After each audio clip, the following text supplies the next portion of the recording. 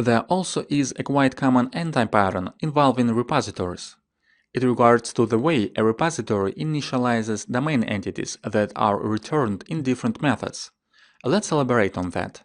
Let's say, for example, that we have three scenarios, each of which requires a different set of data from snack machines. The first one needs all data associated with snack machines in the database, so we create a method in our repository like this. Another scenario doesn't need slots from the database, so we decide to create a separate method which also returns all snack machines from the database, but doesn't fetch slots attached to them. This would allow us to improve the performance of fetch operation, because we reduce the amount of data we retrieve from the database. And finally, the third scenario requires only the machine's identifiers, so we add a third method which also returns a list of snack machines, but fills only the ID property of them. All other fields remain empty. This allows us to improve the database select query even further. This technique leaves us with three methods. Each of them is perfectly justified from the performance point of view, because each of them returns only the data that is required in one particular case.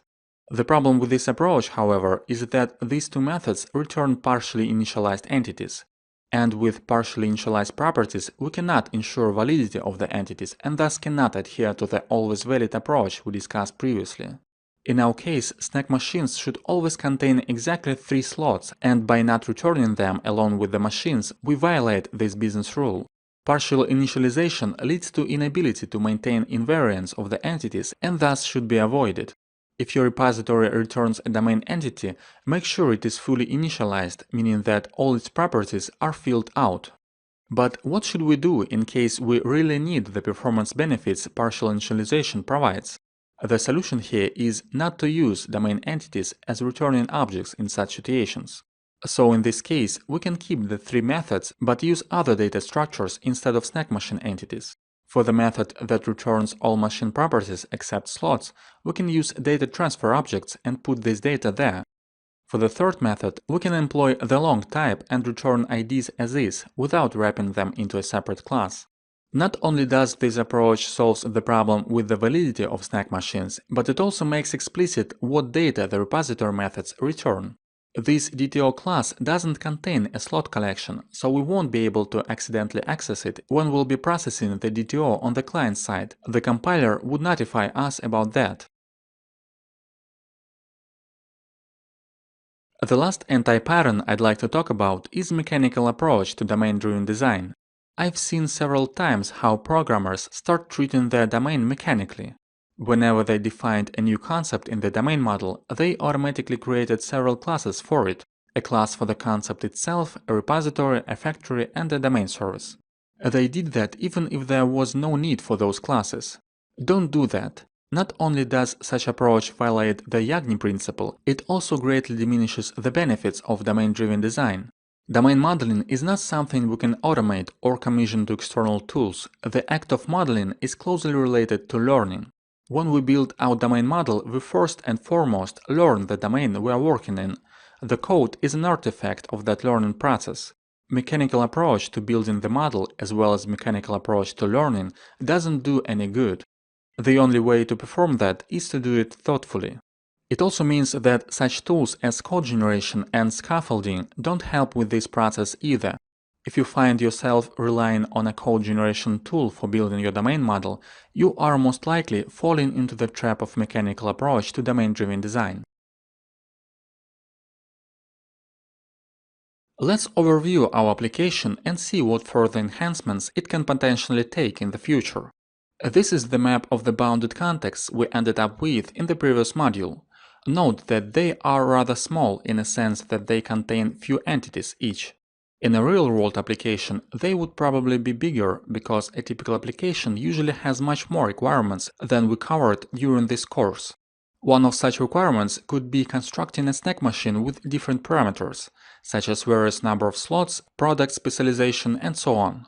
And that can potentially be the direction in which the development will move further on. This additional functionality would belong to the snack machine bounded context.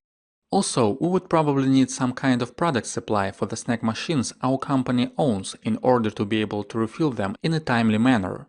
This would belong to another bounded context, product supply, and it would contain its own version of the product entity, because the perspective from which the two bounded contexts view this entity differs, despite the fact these classes will represent the same physical product.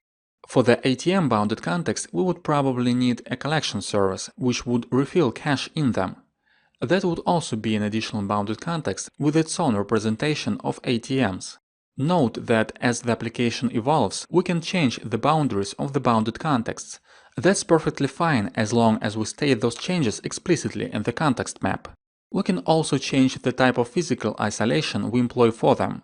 As the bounded contexts we work on grow, we can extract them into separate microservices and run them as independent applications.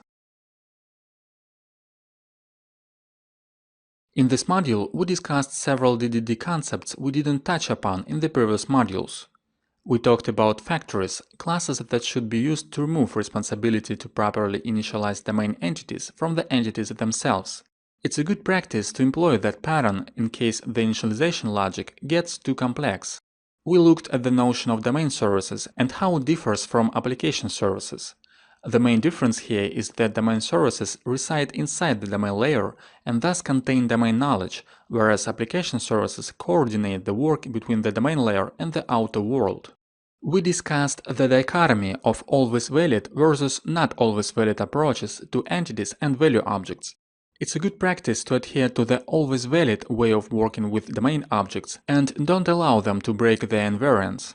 That would help eliminate duplications in code and adhere to the fail-fast principle. We talked about two anti-patterns that reside on the opposite side of the spectrum, anemic domain model and fat entities. Don't run to extremes and always keep balance between the two. We also talked about a common anti-pattern which sometimes arises when it comes to working with repositories. Make sure that every repository method returning a domain entity fully initializes that entity. If you need some partial data from your database, use data transfer objects instead. We discussed mechanical approach to domain-driven design. Domain modeling is one of the most important parts of software development. Make sure you treat it accordingly and pay close attention to that process.